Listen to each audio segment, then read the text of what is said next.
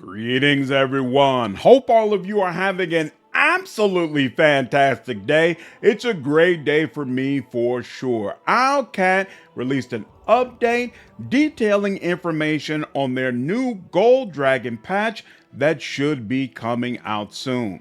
I'll tell you right up front, the changes look absolutely fantastic. Every time I think I'm done with Wrath of the Righteous, somehow Owlcat pulls me right back in. Honestly, I might even do a live stream of this game. Let's go ahead and dive into it. So the update is called Flight of the Gold Dragon, and it's going to be part of the major patch 2.5. So I believe more than just the Gold Dragon is going to be updated. There'll probably be some other mechanics and patches and tweaks along with it. We'll see what Owlcat does. But mainly, it's going to tweak and improve many aspects of the Gold Dragon Mythic Path. Now, for those who are unfamiliar with this game, Gold Dragon is the mythic path that was considered to be rather weaker compared to its counterparts, both from a mechanics and a story standpoint. It just didn't measure up, and so it's really nice to see it getting this type of boost. First up, they talk about the upgrade to the visuals. So there are going to be some new spell effects and animations that you'll be able to see here. And you can see a different version of it here. You can play as either a good aligned or an evil aligned gold dragon, and it could change the effects that you see based on what type of dragon you are. Obviously, that's really cool. And the corrupted gold dragon is going to look different from a regular one. Now, there were evil dragons in the original Wrath of the Righteous, but they basically look the same as regular gold dragons. And so now Owlcat is going to give them a different visual color palette so that they can be much more distinctive from their counterparts. Very cool. Now, I talked a little bit about this in one of my previous videos, but they also note here that when you finally become a gold dragon, you will see a flag that represents that in Dresden. All of the flags and the different effects look super cool. So in addition to this flag on your Dresden castle, there will be shadows on the ground that let you know dragons are flying overhead. So just all the way around, nice changes to the way the Dresden landscape looks, and I think it's going to be really cool seeing this in the game. All right, now let's dig into the mechanics, and of course I will leave a link to this update down in the description so you can look through some of this information for yourself. There's going to be a new mythic spell book with a total of 10 new spells, and followers of Dahak, the corrupted gold dragons, will have their own corrupted versions of some of these spells. So one of them is Dragon Might. As a swift action, you can increase your damage dealt by 50% for one round. Obviously, that could be super powerful. If doing a swift action still allows you to do a full action afterwards. You can also summon dragons if you wanted to, and they'll attack your opponents to the best of their ability.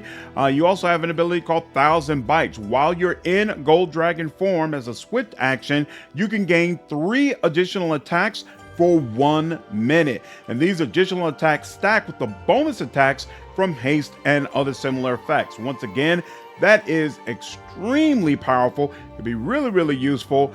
Unfortunately, we'll see how it works in game, but originally I didn't feel like staying in the Gold Dragon form felt good. It is just so large and so wide that, especially when you're in interior places, being in Gold Dragon form is just not very much fun. So it may not really be viable to make much use of this, but when you can pop it, it's going to be absolutely fantastic. And then we have Dragon Wrath. You blast your enemies with rays of focused dragon energy. You may fire 1 ray for every 6 caster levels you have, up to a maximum of 3 rays at 8th level, and at every enemy within a 25-foot radius. Each ray requires a ranged touch attack to hit and deals 1d6 points of damage per caster level. Half of the damage is fire, but the other half is going to be holy or unholy, depending on whether you're a good or evil aligned gold dragon. But regardless, it's not going to be subjected to being reduced by fire resistance. Also keep in mind that the vast majority of enemies you deal with in the game are demons, So using holy damage against them is absolutely going to be to your advantage all the way around. This is really, really good stuff. Now, in addition to those mechanic changes, there are also some mythic features. They have added 10 brand new mythic features related to various improvements to your dragon's breath. And here are some of them. You have Annihilating Breath, which allows living enemies struck by your breath to take additional negative energy damage equal to your breath damage. There's a fortitude save against that DC. There's also Mind Clearing Breath, which allows you to dispel all mind affecting effects applied by enemies from allies in the area. Additionally, you're going to dispel all mind affecting effects from enemies struck by your breath. Empowered Breath is going to increase the damage dice by an amount equal to your mythic rank. Rejuvenating Breath allows you to heal allies in the area. So all the way around, they're going to make your breath attack for Gold Dragon significantly more useful than it was before. Great stuff. This DLC is really focused on improving your experience throughout the entire game. So of course, Gold Dragon is a late game Mythic Path, but they've added some things in case people want to start from the very, very beginning. It's going to add some more reactivity and give you some more content that's related to being a Gold Dragon. And one of them is you're going to have a new Scaly Kind domain and blessing. Now you can see the information for the Scaly Kind domain here. It's going to give you a venomous stare at first, so you can activate a gaze attack on enemies within a 30-foot radius. It's going to go by your wisdom modifier, and if enemies fail a save, they're going to take 1d6 points of damage plus 1 point for every 2 cleric levels you possess, and they're going to be fascinated for 1 round. You can use this ability a number of times per day that scales with your wisdom modifier. And then even more importantly, at 4th level, you're going to gain a pet. And your effective druid level for this animal companion is equal to your cleric level -2. Anybody who's played this game before will absolutely tell you pets are amazing.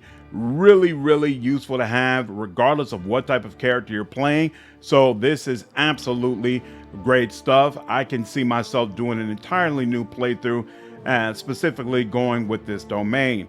And then you're also going to get the Scaly Kind blessing. So as standard action, you can touch an ally to grant them scales, and this is going to give them an enhancement bonus to natural armor that goes up to +5. Very nice. Always cool to be more tanky. And then as a standard action, you can also have venomous fangs, and these fangs are going to give you a bite attack that deals 1d4 points of damage. A successful bite is also going to deliver venom that has a save DC that scales with your Constitution modifier. So this part is just interesting to me. It's okay, but really the domain is where it's at, and that's probably where I will be leaning towards in order to roleplay this type of character. Now, they've also done some improvements and rebalancing. So they've moved many of the spells or features that are going to be important to you. You'll be able to access them earlier. You're going to be able to have them powered and maximize features at Mythic level 10, which is pretty much irrelevant. I don't even know why they bothered to mention this here. At Mythic level 10, you're maybe an hour away from beating the whole game. So this is not really worth the bullet point, but whatever. They're going to allow you to alternate between damage types. In some cases, you'll be able to straight up increase some of the damage and bonus numbers, as we already talked about before. And you're going to be able to reduce or even remove the cooldown on higher levels for some of your features, specifically, or most certainly, the Gold Dragon Breath. So the goal of all of this, of course, is to make this path mechanically on par with the other Mythic Paths you've already played through. From what I'm reading, it absolutely seems like they've done exactly that. I think doing Gold Dragon again will be really, really exciting for players. But the changes don't end there, because there are also narrative updates. So instead of focusing all their resources on a single large quest, they've taken time to do a more sweeping touch, as I mentioned before. They received the feedback that the transition to Gold Dragon felt somewhat rushed, because when you choose a Gold Dragon, basically you immediately become that, as opposed to Legend, Swarm, and Devil, which all have a little bit more of a lead up in the late game in order for you to be able to get that path. So to help address this, they've actually added religions or deities of Apsu and Dahak, which is going to be your good aligned and evil aligned dragons respectively. And this is going to give you some more reactivity in the game that's going to be a little bit more Gold Dragon themed. And so hopefully it's going to help you feel closer to your mythic path by the time you actually get to it. So each of these new religions will serve as a build-up toward the path for players who want their story to naturally tie in with the mythic path, but don't want to be locked into picking one of the dragon theme archetypes. Both of these religions have a lot of reactivity across the game, some of it exclusively to the Gold Dragon. Very cool stuff. I'm looking forward to seeing what it is that they've added. But in addition to this, they've added 2 new story beats available only for the Gold Dragon, where their wisdom has a chance to make 2 certain well-known characters take an unexpected turn to the path of good and redemption. This will of course be reflected in the epilogue slides. If you've been watching my content, you already know my vote, and who I'm really hoping we are able to impact is Staunton Vane. I absolutely felt like he was someone the Gold Dragon should have been able to redeem, and it was disappointing to find out that was not the case. The other one that I would really hope we would be able to impact is Terendelev. I really feel like the Gold Dragon should be able to do something for her and help her more than you are really able to in the game. Outside of those 2, I really feel like the Gold Dragon should get special dialogue with Camellia and hopefully turn her towards a more good aligned path as well. So they only mentioned 2, but those are the 3 characters who I feel like Gold Dragon can't do enough for them. It'd be really nice if we could do a little bit more. So we'll see. But they've also mentioned they've changed the corrupted Gold Dragon's alignment to chaotic evil. Evil is evil after all. And then the last note in this update is it obviously marks a very important milestone for Owlcat in the game itself. They're not completely done. The game will receive some additional bug fixes, and they will continue to accept bug reports. So there might be some small patches or quality of life improvements, but this will be the last of the mechanics and story content for this game. So my assumption is once they get this out, hopefully a month or 2 later, we're gonna finally hear something about their new massive game that should be coming out hopefully sometime in 2025. But that's it. That's the video. That's all the information that I have. Very exciting stuff, very exciting times. I would love to hear your thoughts about whether or not this was the kind of content you were hoping the Gold Dragon will receive, and whether or not this is enough for you to decide to give the game another whirl and dive back into it. I definitely feel like I will. I'll probably try to skip over the first 2 acts as quickly as possible, just get right to the 3rd act and to the good stuff, but I'll at the very least want to make a video detailing some of the new unique Gold Dragon content that is available in the game.